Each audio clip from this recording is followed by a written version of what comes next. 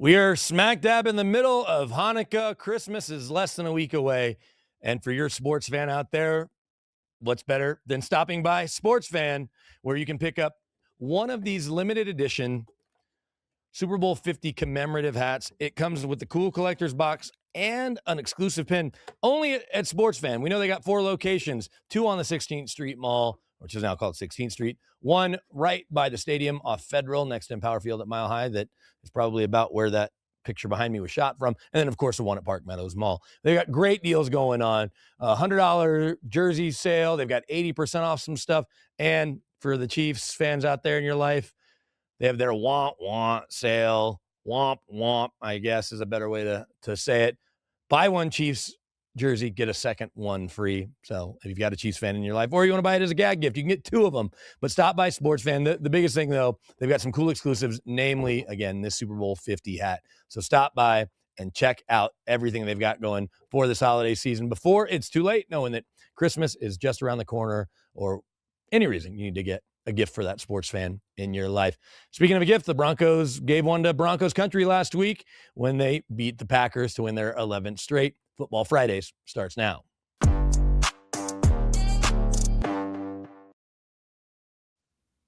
Chris, let's look back real quick before we look forward. Was that the Broncos' best win of the season? Because for my money, it certainly felt like it. Yeah, it's at home. It was a big game.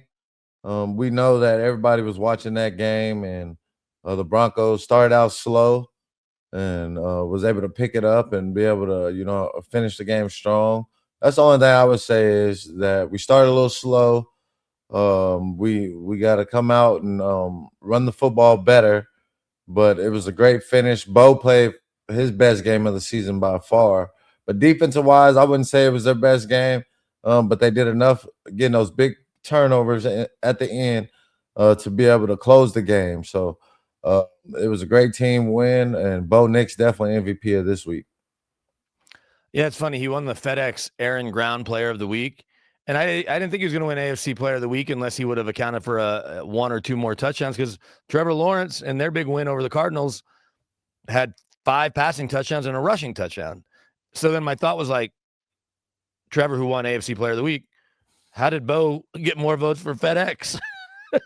Right. But I don't know what goes into any of that stuff. And, we'll get into the Jags here in a minute. But, you talk about them starting slow.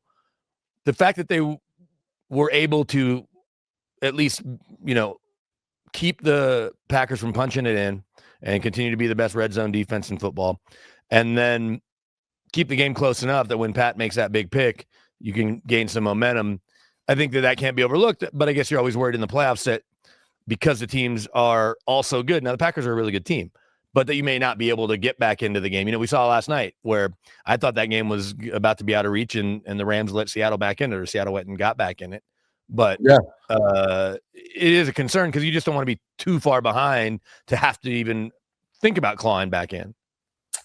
Yeah, as long as the defense plays red zone football like they're playing, making it very hard for every team to score, making them work for everything, then you have a chance to beat anybody. And as long as I'm telling you, if we get the run game clicking and Harvey is able to start really running the football like we did early in the season with Dobbins, then the Broncos are going to be very tough to beat. And it's just about the O-line being able to get the proper blocking. I know we had some guys injured, a couple guys. When is Powers coming back? Is he able to come back this year? Yeah, no, he's activated, or they're activating him, and I think it's going to be interesting to see. Do you give him a full workload Sunday? Do you mix and match him and Palcho? Like you saw that in your Super Bowl 50 season. It wasn't injury related, but they rotated Evan Mathis and Max Garcia. It's crazy to think about rotating guards, but Palcho's played so well. I'm not sure you're in a hurry to just, make him only the extra offensive lineman on heavy set, but it's a good problem to have. Well, they're going to play Ben just because he has the experience, and of course they paid him. So as long as he's healthy, I do think he will help out the run game. So we do need him. That's if you give him one thing that he's actually good at for O lineman is he's pretty good run blocker. So if we can get him back, get some experience going into the playoffs, or the whole line intact, Hopefully we get the run game going. That's just going to make them tough because Buffalo can run the football and control the game with the ground. Yeah, we saw that last year in the playoffs. That was kind of the difference. Was James Cook was really, I think, what helped the Bills kind of not only secure that game, but kind of run away with it. And Yeah. you talk about injuries, though. You lose Brandon Jones, and he's on IR. Don't know if and when he can make it back with a pectoral issue. But PJ Locke steps in, and that's a guy that's played a lot of football. Yeah. And he's well experienced, and he did start. He's had plenty of starts. So we know that he's capable of going out there and getting the job done. So I don't think anybody on the defense is worried about PJ Locke stepping in. He's a well-established guy that they trust. It's just about having that depth because he was playing very good on special teams. Can we get some other guys, young guys, step up behind him and continue to fill that role on the special team side that PJ Locke was playing? Yeah, that's something that I asked Darren Rizzi about yesterday. I said, and it's the nature of a special teams coach. Guys go up and down all the time, and you're grabbing guys from practice squad or whatever it may be. But not only is PJ Locke playing more, Justin Sternad, who had certainly played plenty, but was a core special teams guy because he's dealing with that foot issue and hasn't practiced this week, likely doesn't go and don't know how long he's on the shelf. The special teams all of a sudden takes hit, and their coverage teams have been better of late. They were a little leaky there at points during the season. It hasn't even been a conversation, but it could creep up this week. And I think that when you look at it, the punt return for the Jags is third best in the league. So something to keep an eye on. Yeah, special teams always gonna when you got two top teams and Jags are playing very well right now. Special teams are going to be huge. We seen that what happened last night. That pretty much changed the game for Seattle. So one thing that the Broncos have been good, especially late in the season, has been special teams. Lutz, he's been clutch all year, and then Mims is giving back. He just took one back, and now he's getting in that flow. So I think the Broncos definitely still got the edge on the special team side. What's funny though, you talk about special teams. We're a little worried about Crawshaw. If you were watching him in practice throughout the preseason, he's been great, except that Raiders game. He's 13th best in yards, in gross yards, and 15th in net yards. We know he's done a good job of pinning them inside the 20 a bunch. But when you look at the Pro Bowl voting, at least on the fan side, so not coaches, not players, that's never revealed. He and Darren Rizzi mentioned maybe Australian fans are helping. He's the only Broncos player, despite having the best record in football and having guys like Pat and Nick Bonito, among others, Zach Allen, who's obviously playing great, and Quinn Miners, too, at guard. So having all those all-pro guys, he is the only Broncos player that is number one at their position in Pro Bowl voting is Crawshaw, the punter. And so I'm not saying he doesn't deserve to get there, but a lot of those Broncos deserve to get it. Pat wasn't even in the top 10 a couple of weeks ago. I haven't checked the latest voting, which is obviously crazy. And we know coaches and players will end up voting him in, and he'll likely be a starter yet again. Speaking of Pat, that pick, that was as good a pick as I can remember. Can you think of a pick that was more athletic or acrobatic? Obviously there's been some impactful ones that are pick sixes or come at huge times, but can you think of one? Because we'll hear from Pat talking about it, but let's look at it. We'll get into the film room too on it, or maybe we skip in the film room. To close like that, look like Dion out there. I mean, that was their Broncos sitting in cover 4. Pat has the post, and that's the main route that you're going to get is that deep go ball, and they try to have Watson be able to use his speed, but Pat being able to run with the guy that runs 4.3. Catch up to the ball, dive, and make a game-changing play. That was a huge, huge play. And those are the plays that you expect from a defensive player of the year, to be able to track the ball down, take the ball away, and being able to change the game. I think after this play, it really set the Broncos up to win this game. So Watson gets the tackle right here because you saw Pat get up and run. Watch, as soon as they hit the ground, it's a tackle. Let's hear Pat talking about it real quick, though. This was his thoughts on where this ranks for him in terms of best plays. Definitely top for sure. I think I just went all out for that one. I ain't gonna lie. I ain't have pretty much, interceptions like that in the past, but I definitely say that was like probably my most cerebral interception for sure. So. Well, then is your phone blown up with people that maybe don't text you all the time? Yeah, they reacted to it. obviously I've seen it, all across the highlights and stuff. But, obviously when you're in the game, you don't realize, what you did because you're in the moment. Then you watch on the highlight, you're like, man, I didn't know I had that in me. But, but I had to make a play. So definitely was my favorite one for sure. I think the only other one that comes to mind in terms of big plays Pat made last year, the Raiders were going down. We're about to take, I think, what would have been a 17-3 lead in the first game of the Broncos-Raiders matchups in 2024. Pat has that interception on the goal line and takes it all the way to the house. That was maybe as big an impact because you'd have been down 17-3. And so who knows if you're able to crawl back from that against the Raiders a year ago. We know that obviously the Broncos have certainly trended up and the Raiders have trended down since that moment. And so, that's one of Bo Nix's many wins. What's interesting, and I don't know how many people have seen this stat, and I'm not sure if they showed it on the TV broadcast or not, but Bo is closing in on Russell Wilson's record of most wins for a quarterback in his first 2 years. And Russ had 24 wins in his first 2 seasons. Bo is now at 22, I think.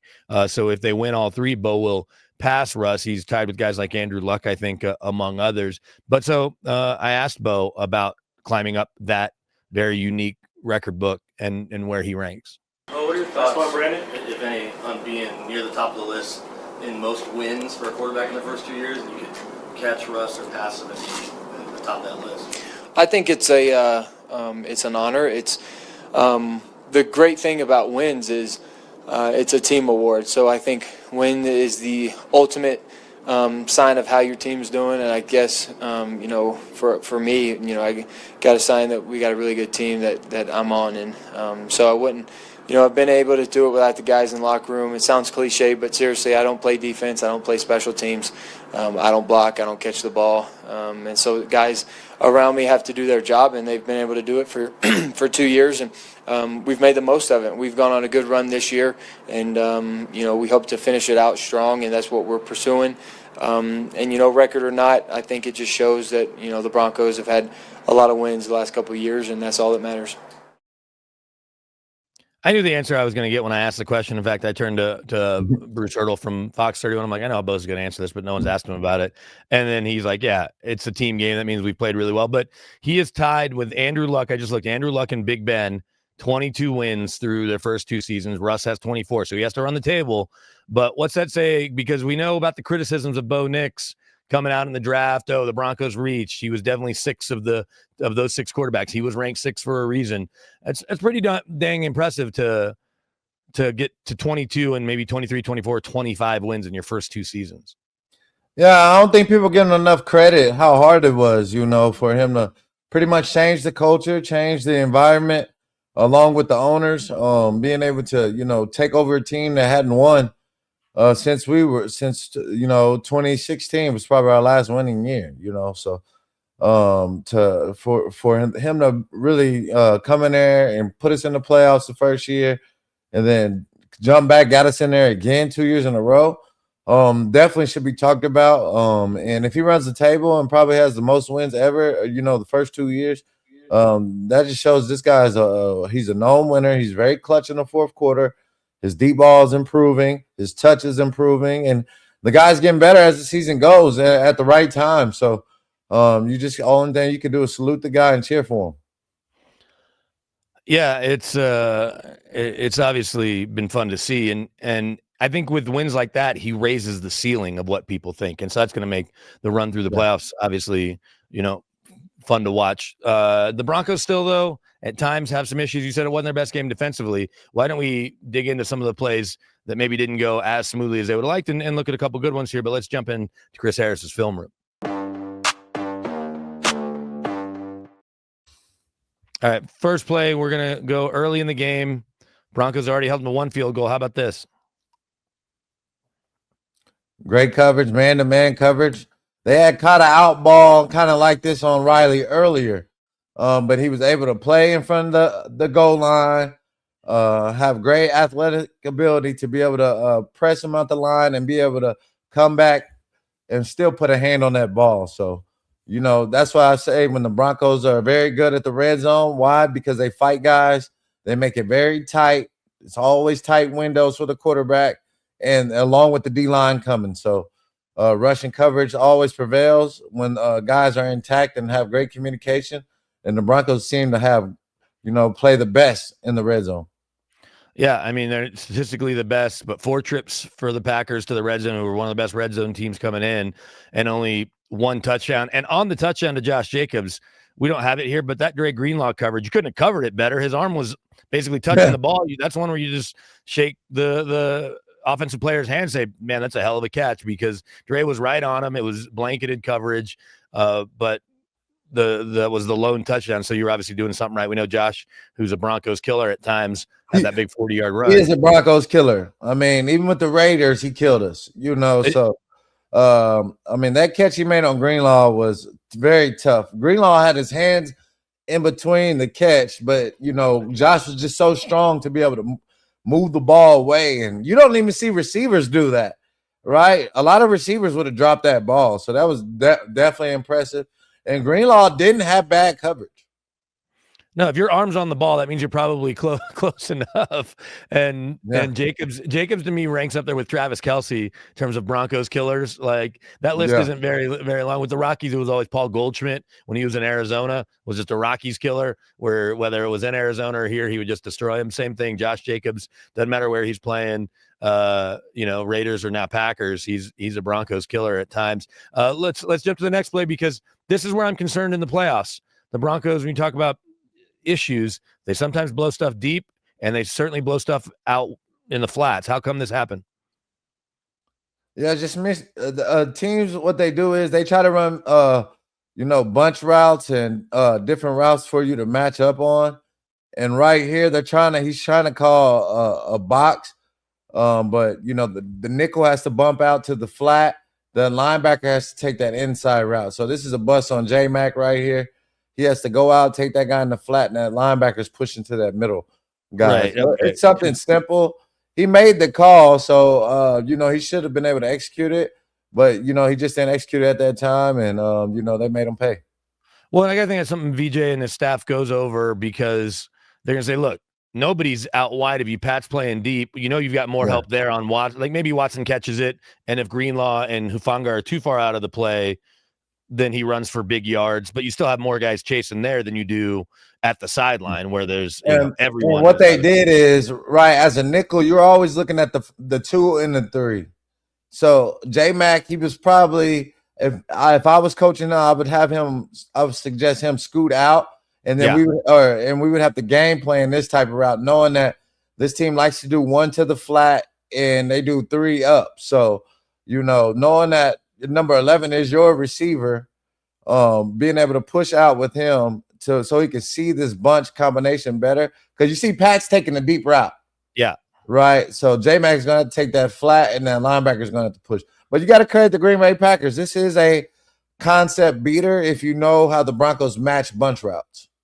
Yeah, and so when you talk about tendencies, if you're VJ, you want to obviously guard against that. But you talk about J-Mac, if he's wider, then he can see everything in front of him. And if no one's coming to the flat, then he can go make the play or help make the play there. So it feels like something they'll get corrected. But another time, we know it's happened plenty with the running backs and at times with tight ends. But just we've seen these blown coverages, so something they have to obviously tighten up. Another thing they have to tighten up: pass interference calls against number 21. Right. And this is a tough call. I think what they seen is the receiver didn't get that arm back up to try to reach for the ball. And I've gotten caught on this. I think they used to call it like hand bar or hand bar. Yeah, arm bar. Arm bar.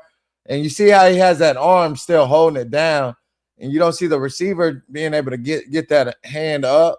So I think that's what they're calling. That's the PI. You got to be able to do that sometimes as a DB, but you got to be able to still kind of run and play it off kind of. And he held that arm down a little bit too long, which some refs might let it go, some might call it. Well, and if you've got your arm there, and we all know when you've run, you kind of see his arm come up right there. Yeah, but when you're running with somebody, right? If someone's hitting your arm, it's going to annoy you, so you can throw off the timing just a little without him actually putting his hand on his arm. So I If think I'm it's one of those. Riley, he tries something different right there. He tries to quick jam him inside. But if you look at the defense, you have 4 people in the hole inside the middle.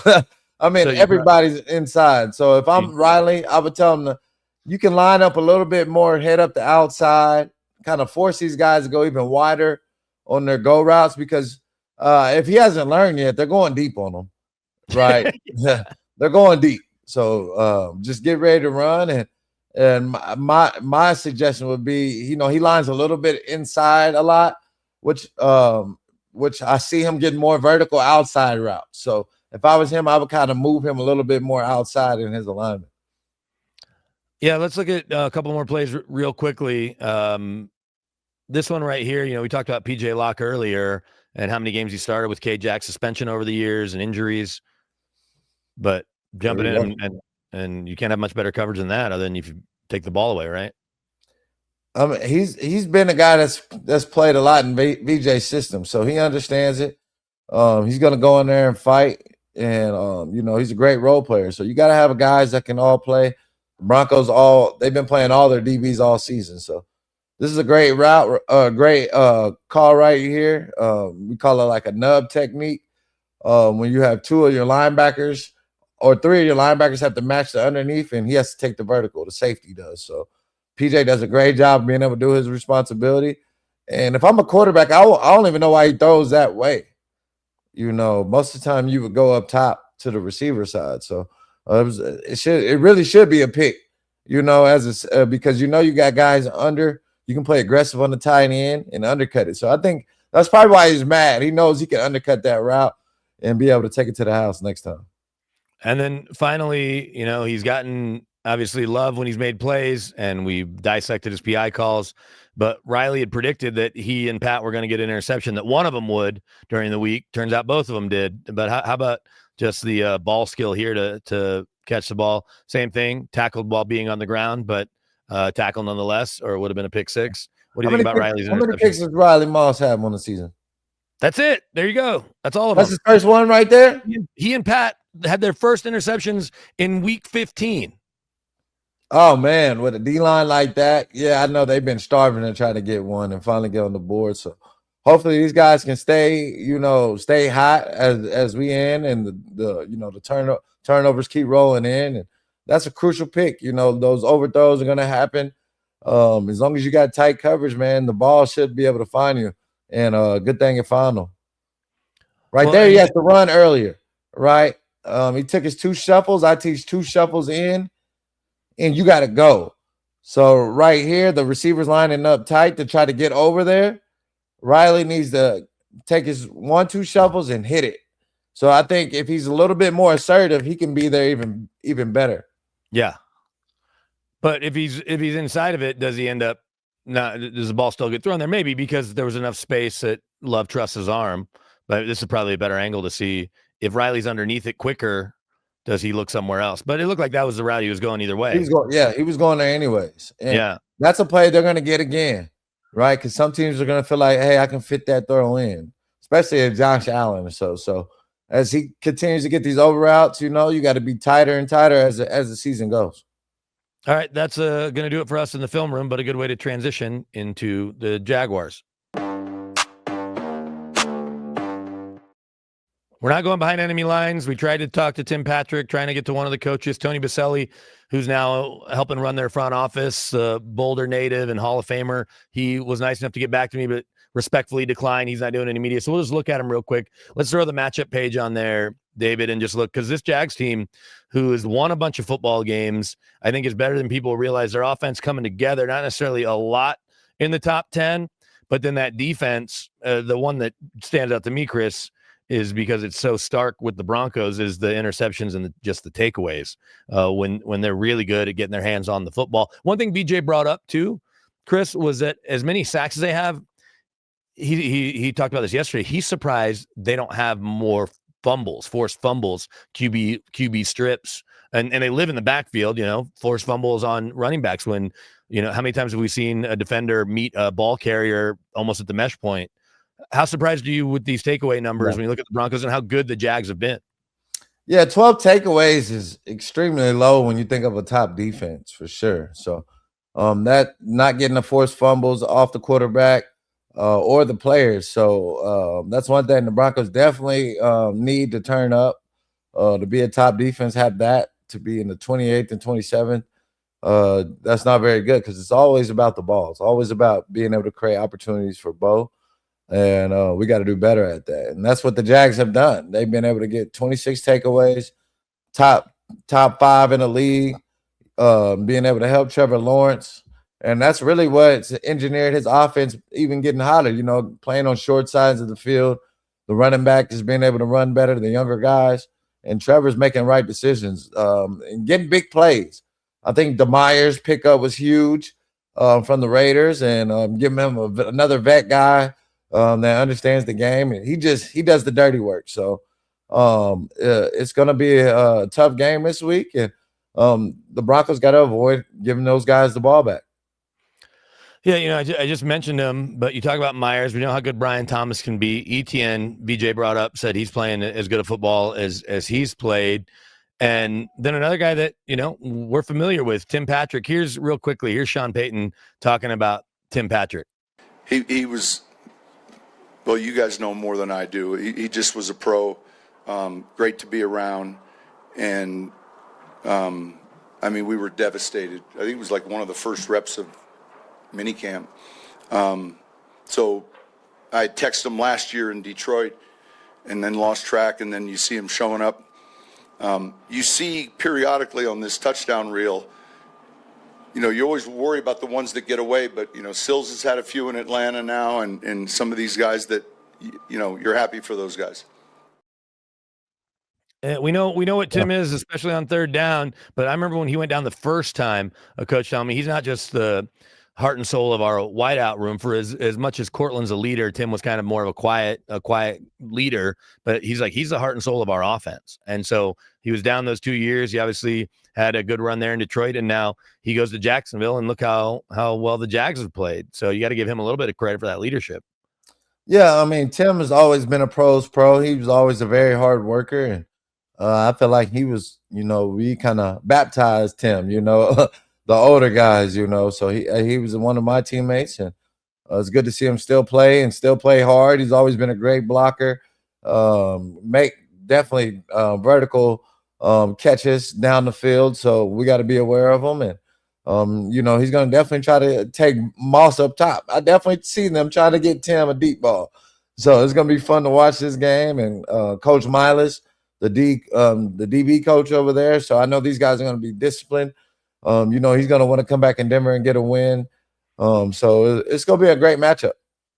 Yeah, Coach Miles was here a couple times, right? You said he coached you for 6 years of your decade here in Denver. That's saying something. For 3 years. 4 years. 3 years. Well, a bunch of years. Either way, you're obviously familiar with him. Fox was here. How long do we have Foxy? You had Foxy for 4 seasons. 4 seasons. Yeah. 2011 through 2014. Then Coops came and you won a Super Bowl, so that still worked out. All right. Hey, before we get to our predictions and know that you got to run because of kids' holiday party commitments at school. My kids are off today. So, but either way, you're lucky. Just give me a quick thought on Trevor Lawrence and what we've seen from a guy that was not only a number 1 pick.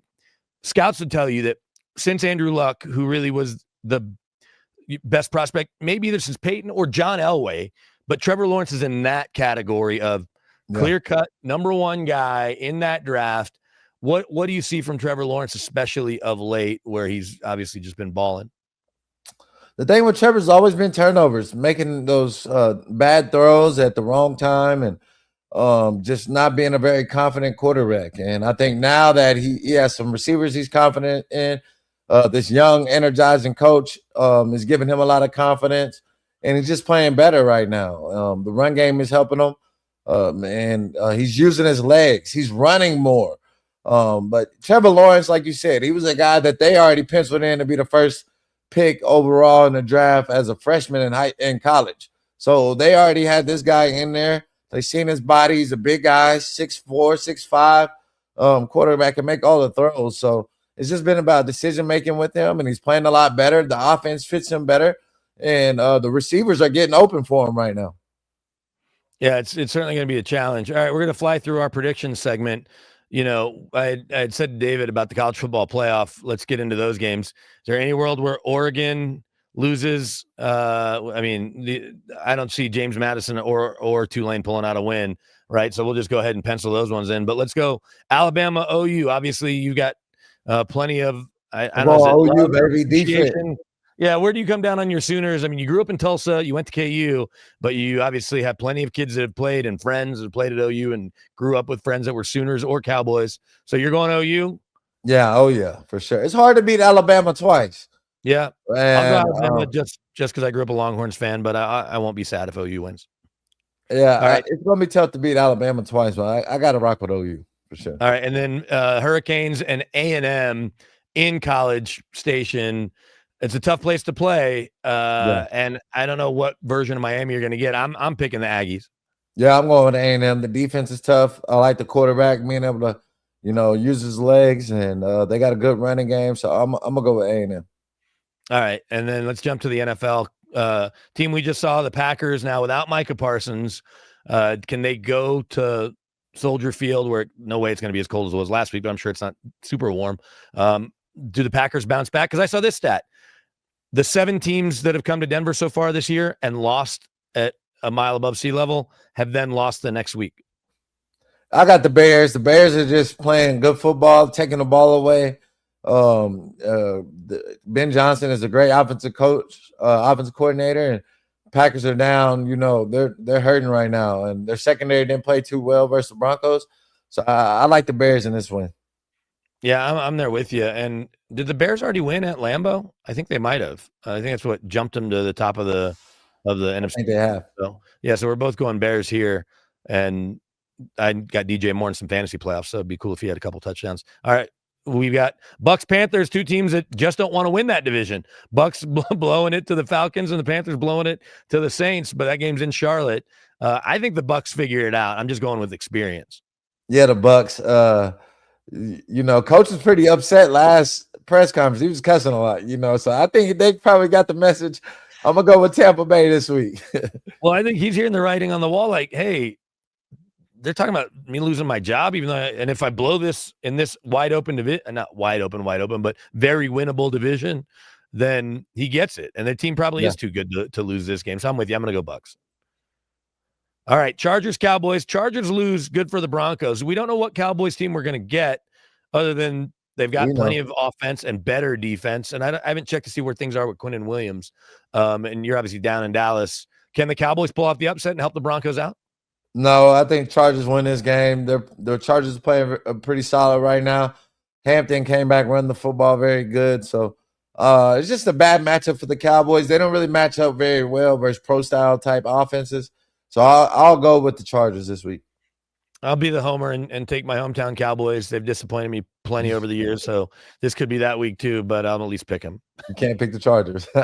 No, I just can't do it. Steelers, Lions. Look, Steelers I think maybe have calmed people down with the wins the last couple of weeks, beating the Ravens a couple of weeks ago, then winning the Monday night game. So shorter week for them. Lions have been up and down, obviously losing both play callers. You talked about Ben Johnson with the Bears, but who wins this game? It's obviously, I think, one of the most watched games Sunday afternoon in that, national CBS window.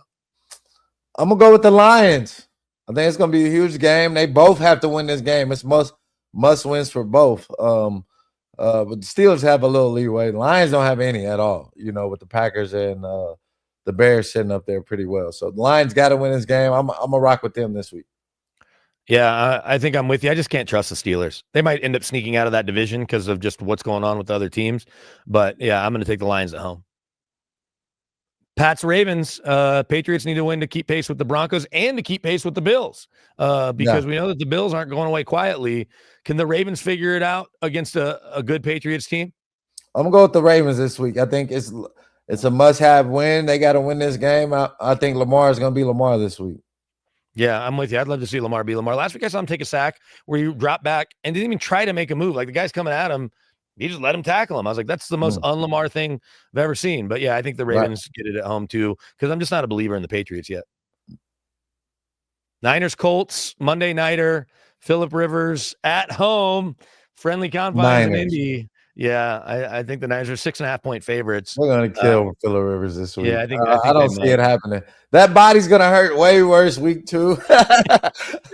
So I definitely go with the 49ers, man. They're a surprise team, right? With a lot of the injuries that they've had, especially with Warner going out. Their defense has still been playing excellent football. So Warner and Bosa. Oh yeah, and Bosa. Those are huge pieces. All pro guys not out there on the field, and they're still winning. So salute to Shanahan out there, and CMC's balling, Purdy's balling. Yeah, and even Jennings is actually balling at receiver. So yeah, we know Shelby doesn't care for Jennings. No, but I got the Niners, man. I got the Niners winning this. I mean, this is the holiday season where you say ho ho ho. So I guess that's maybe where Shelby was going with Juwan Jennings. But also, you talk about those two guys in Bosa and Warner. Hufanga's here in Denver balling out of control. We know what he's meant to their defense over the years. And Greenlaw as well. Two guys that I know Kyle Shanahan didn't want to lose, especially Dre Greenlaw. All right, then finally, we'll obviously get to the game that we care about the most. The Broncos, after being underdogs for the second time this year at home, they are a couple-point favorites over the Jags.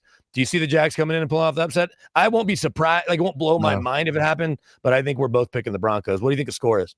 Yeah, I think the Broncos D-line will be too much for Trevor Lawrence. He's going to fall back kind of to where he was early in the season, making the bad decisions. And if he wants to win this week, he's going to have to run. He's going to have to run with his legs, get out the pocket, make plays, and have some big plays down the field. So I think Pat will be able to match up with Brian Thomas pretty good. The big key matchup is with Myers and Jaquan McMillan. And Myers just got paid. Yeah, so that's going to be the matchup of the game. Myers has had some success versus the Broncos, but I don't think it'll be enough to be able to stop Bo Nix and the Broncos defense. I think it's going to be too much. So give me a score. Bo's hot right now. I'm feeling good, man. I'm feeling a 28. Let's say 28-20 win.